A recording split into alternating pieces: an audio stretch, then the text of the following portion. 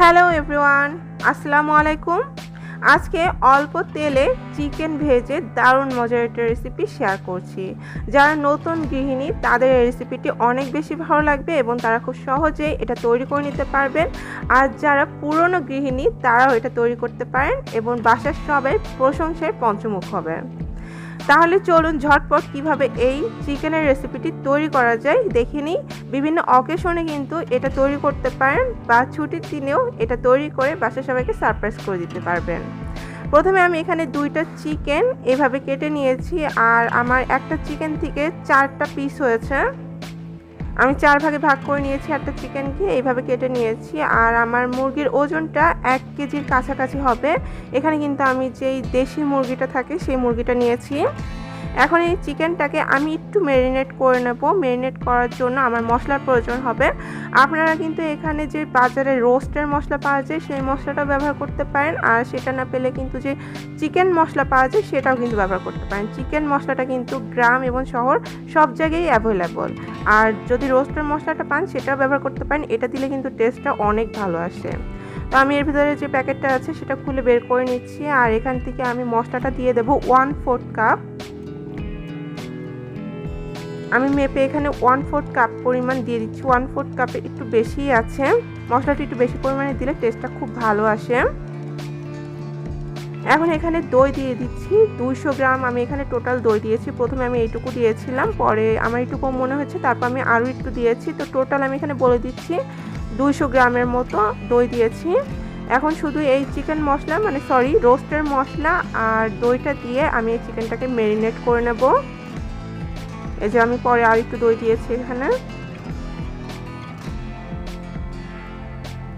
এই চিকেনটা খেতে কিন্তু অনেকটা টক মিষ্টি লাগবে, আর আমি কিন্তু এখানে মিষ্টি দই ব্যবহার করেছি। তো আপনারা চাইলে কিন্তু এখানে টক দইটাও ব্যবহার করতে পারেন, তবে আমার এই রেসিপিতে মিষ্টি দইটা ব্যবহার করলে টেস্টটা অনেক বেশি ভালো আসে, আর বাচ্চারাও অনেক পছন্দ করে। তো এখন আমি সব কিছু একসাথে খুব ভালোভাবে মেখে নিয়েছি। এখন চিকেনটা মেখে নেওয়া হয়ে গেলে এটাকে আমি প্রায় 1 ঘন্টার মতো রেস্টে রেখে দেবো। আপনারা ফ্রিজের নর্মাল চেম্বারে রেখে দিতে পারেন, আর যদি হাতে সময় কম থাকে সেক্ষেত্রে আপনারা 20 থেকে 30 মিনিটের মতো অন্তত এটাকে রাখার চেষ্টা করবেন। তাহলে চিকেনটা খুব সুন্দরভাবে ফ্লেভারফুল হবে এবং ম্যারিনেশন হয়ে যাবে। তো আমি 1 ঘন্টার জন্য নর্মাল ফ্রিজে রেখেছিলাম, তারপর আমি এটাকে বের করে নিচ্ছি। এখন চিকেনের গায়ে যে মশলাগুলো লেগে আছে এগুলোকে আমি খুব ভালোভাবে হাতের সাহায্যে একটু ছাড়িয়ে আলাদা করে নেব, কারণ এই চিকেনটাকে আমরা তেলের মধ্যে ফ্রাই করব।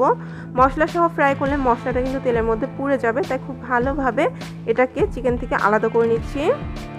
তারপর আমি চুলায় চলে এসেছি, আর এখানে আমি সয়াবিন তেল দিয়ে দিচ্ছি প্রায় 1/4 কাপের মতো।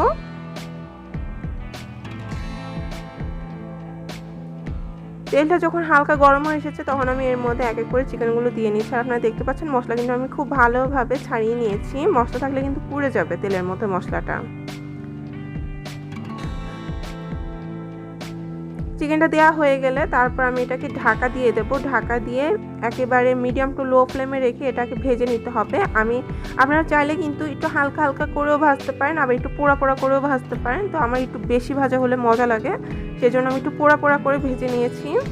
আর এটাকে ঢাকা দিয়ে ভাজলে কিন্তু চিকেনটা প্রায় অর্ধেক কুক হয়ে যাবে। যখন একটা সাইড ভাজা হয়ে গিয়েছে তখন আমি এটাকে উল্টিয়ে দিচ্ছি। তারপর এটাকে আবার আমি ঢাকা দিয়ে দেব এবং অপর সাইডটাও একটু পোড়া পোড়া করে ভেজে নেব মিডিয়াম টু লো ফ্লেমে। এটাকে কিন্তু ঢেকেই ভেজে নেবেন, তাহলে চিকেনটা খুব সুন্দরভাবে সিদ্ধ হয়।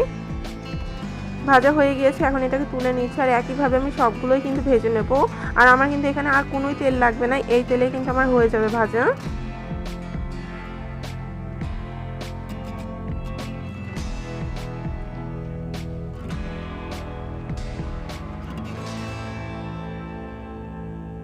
আমার এখানে 2টা চিকেন নিয়েছিলাম, তো 2টা চিকেন থেকে টোটাল আমার এখানে 8 টুকরো হয়েছে। আপনারা চাইলে একটা চিকেন দিয়েও এটা তৈরি করে নিতে পারেন। তো একইভাবে সবগুলো ভাজা হয়ে গেলে তারপর আমি বাকি প্রিপারেশনে চলে যাচ্ছি।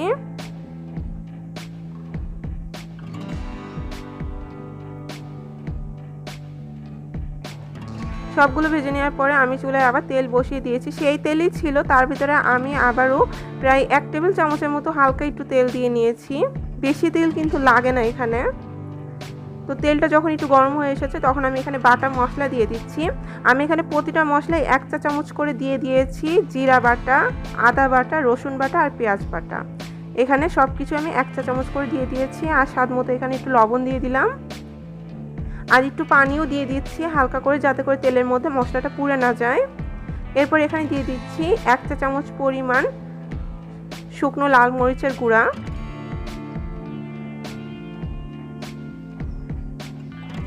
এই রেসিপিতে কিন্তু হলুদ ব্যবহার করার কোনো প্রয়োজন নেই।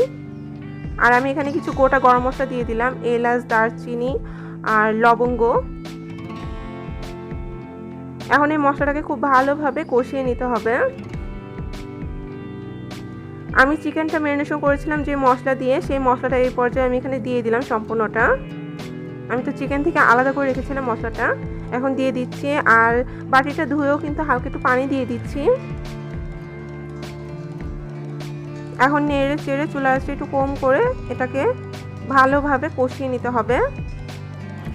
আমি এখানে 4-5টার মতো কাঁচা মরিচ মাঝখান থেকে ভেঙে দিয়ে দিচ্ছি।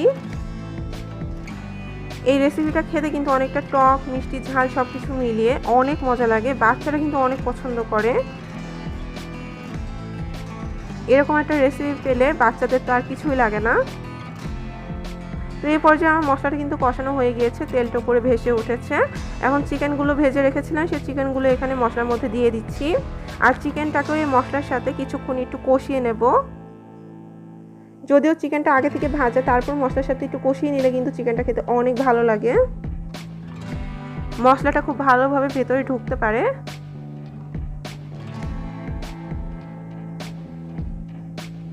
এখন উল্টে পাল্টে কিছুক্ষণ নাড়াচাড়া করে প্রায় 2 মিনিটের মতো আমি মশলা আর চিকেনটাকে কষিয়ে নেব একসাথে। যখন কষানো হয়ে গিয়েছে তখন আমি এখানে পানি দিয়ে দিচ্ছি। আমি এখানে প্রায় 2 কাপের মতো পানি দিয়েছি টোটাল। ঝোলটা কিন্তু গাঢ় হবে, আর আপনারা যদি কেউ ঝোলটা একটু পাতলা খেতে চান সেক্ষেত্রে খেতে পারেন, তবে এখানে কিন্তু গাঢ় ঝোলটাই ভালো লাগে। আর যেহেতু চিকেনটা একটু সিদ্ধ হতে হবে তাই একটু বেশি করে পানি দিতে হবে।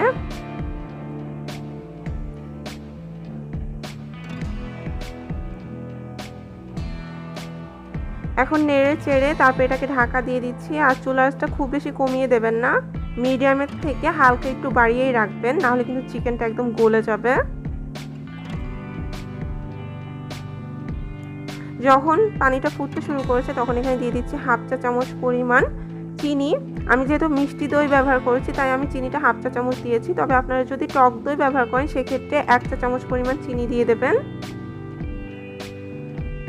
আমি এটাকে ঢাকা দিয়ে কিছুক্ষণ সিদ্ধ করে নিয়েছি। যখন এটা অর্ধেক রান্না হয়ে গিয়েছে আমার, তখন এই পর্যায়ে আমি পেঁয়াজ বেরেস্তা দিয়ে দিচ্ছি প্রায় 1/4 কাপের মতো। তারপর এটাকে আমি আবারও ঢাকা দিয়ে দিচ্ছি আর মাংসটা পুরোপুরি সিদ্ধ হয়ে যাওয়া পর্যন্ত অপেক্ষা করছি। এই পর্যায়ে কিন্তু আমার মাংসটা সিদ্ধ হয়ে গিয়েছে। আমি একটু উল্টে পাল্টে দিচ্ছি, আর ঢেকে দেওয়ার পরে মাঝে মাঝে কিন্তু একটু উল্টে পাল্টে দিতে হবে চিকেনগুলোকে।